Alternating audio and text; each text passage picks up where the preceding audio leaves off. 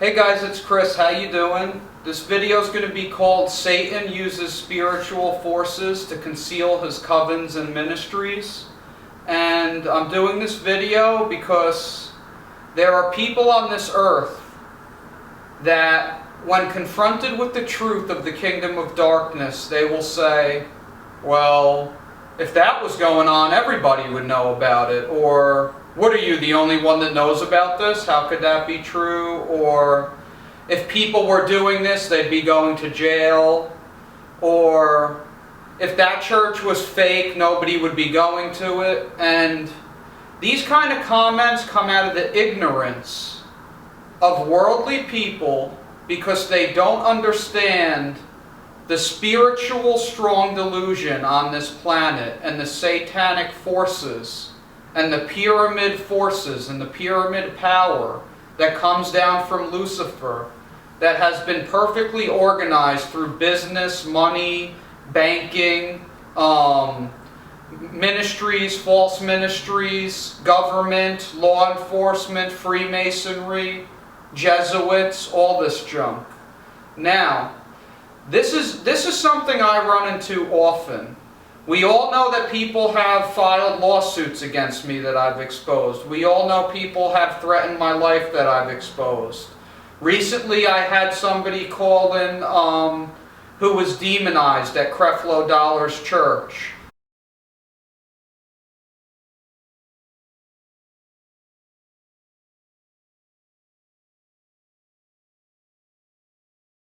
And when I cast the demons out of them and the demons went back to the people that sent them, they intimidated the man the next day from allowing his testimony to go out and exposing the fact that they use satanic powers at Creflo Dollar's ministry. This is completely out of control. It's used in Hollywood. It's protected by law enforcement through Freemasonry. It's infiltrating the churches through the Jesuits and through other people who have knowingly infiltrated churches. And it's completely out of hand. And how it works is this. Anyone who's about to expose these people nearly gets called in, well, they do get called insane. What happens is, before they have a stronghold in the Lord, Satan and the demons and the people controlling these demons send powers out to make their life a train wreck. They'll make you think you're being watched. They'll make you paranoid. They'll make you afraid. You'll be running around to your family members like your heart's going to explode. You'll be running around almost crashing your vehicle. You'll be telling people things and forgetting things. The demons will spin your mind. They'll make you afraid so people think you're a paranoid psychotic. Their goal is to get you in a mental hospital. And they don't only use the spiritual intimidation. They use fear. They use spiritual confusion. They will make you think that they're going to kill you. And the issue with this is, many people are not strong enough to overcome this. If they've inhibited you from giving your testimony through intimidating you and putting fear in you, they've won. Now, what is the key here? When these false wolf pastors threaten you for exposing their witchcraft, what is the key when you're a victim of a satanic ritual or you're a victim of a coven and they're attacking you and you want to expose your testimony? The key is to not be afraid, okay? Because when you fear them, they've got you. When you fear these people, you have no faith in the Word of God. You love your life too much. You love your life onto the death. You're not willing to die for Jesus Christ.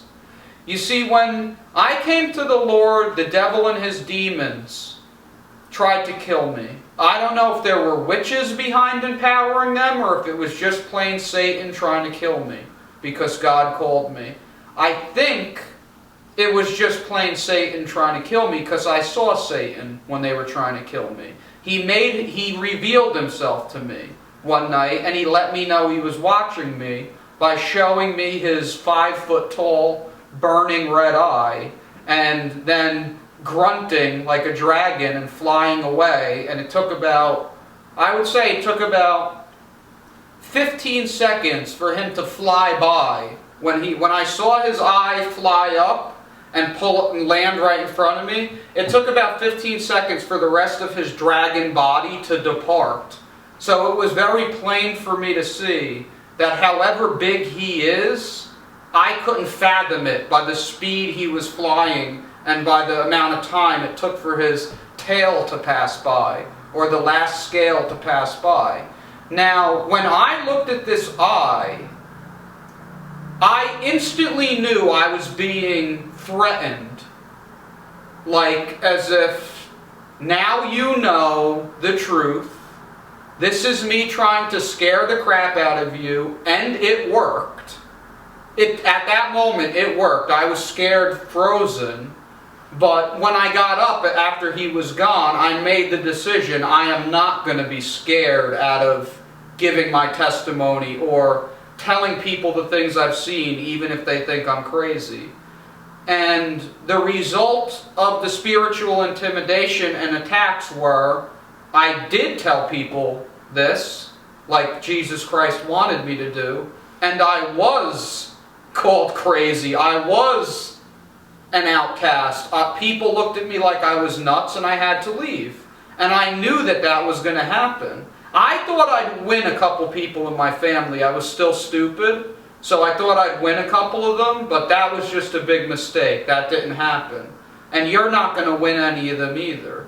You see, there's people that tell me, well, I converted my mother, and I'm looking at them and I'm like, well, you're borderline not even converted. I don't even think you're born again yet. You're telling me you converted your mother?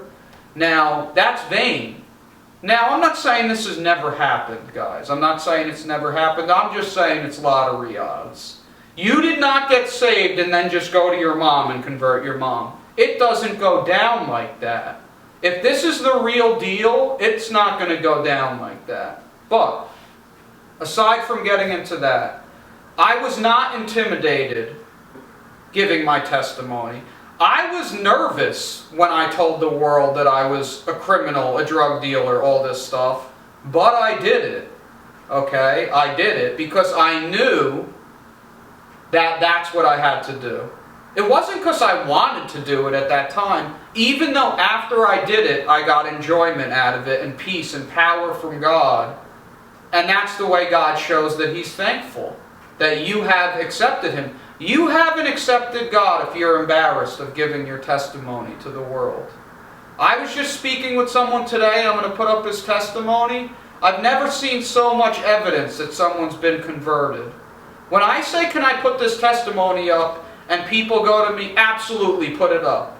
I have no question that's a child of God. I don't need to look into it any further. They have no doubt. They have no shame. They'd rather look like a psychopath and have one or two people come to God than to have shame and pride and bury it. And if you have shame and pride and you bury your testimony, you will not see the kingdom of God. There is no way you could be converted by Jesus Christ and not tell people what He did for you on this earth, in this life, and go to heaven. It's mandatory. You have to tell people what He did for you, or you're ashamed of Him. And if you deny Him before men, and you're ashamed of Him before men, He's going to deny you before His Father. But anyway, back to this story about Creflo Dollar. This guy's running full-blown satanic witchcraft out of his ministry. And this one person I prayed for him, and the next day, after he told me to put the video up, he calls me up and says, don't put it up, don't put it up. And I'm like, why? He's like, I can't tell you, just don't put it up. I'm like, I just worked on that video. If you don't want me to put it up, you're going to tell me why I'm not putting it up, or I'm putting it up anyway, and you could deal with me. Because I'm starting not to care about the people that don't want to put their testimony up. But he had a valid excuse. Not really, but I accepted it because he was threatened. I accepted it because he was literally threatened by people from this church, and he has kids. And I understand that his faith isn't yet strong enough to put the testimony up. Because that's more legitimate than someone sitting in their house in the middle of nowhere, in the middle of the woods, in the middle of the desert, in the middle of the Everglades, that got deliverance and they're embarrassed that someone sees their face. It's way different when you're in the Bronx and people from Creflo Dollar's church are going up to you when you're shopping in the store, looking at you and telling you, how are things going today, buddy? And you're wondering, well, what the heck are you doing here while I'm buying my milk? And they're looking at you like, why don't you come back to the church? And you're wondering, hey, I just got delivered of their demons last night, and here they are in A&P while I'm getting my eggs. What the heck's going on? And they're coming with demon power, and they're coming with spiritual intimidation, and they're trying to put fear into you, where you're looking over your shoulder, you think your cell phone's bugged, you think there's a bomb under your car. Because when these people come to you, and when Satan and the demons come for you and put this spiritual intimidation in you, and you've seen something real that could ruin them, and they see on you the light of God, that you have the zeal to go and expose their kingdom, they are going to be putting this kind of paranoia in you. And if you turn back, you are going to get way more demons. You see, there's only one way at this point for you if you want peace, and that's going to be to turn straight to Jesus Christ as hard as you can. And there are many that don't turn hard enough, guys. Satan does not try and keep you bound when you're in this conversion process because he's never succeeded doing it. He tries to do it because most of the time, with most people, he succeeds in silencing you. They will threaten your children. They will threaten your family. They will threaten to have you thrown in jail. Many, many true Christians have been jailed in America by the Freemason-ran judicial system.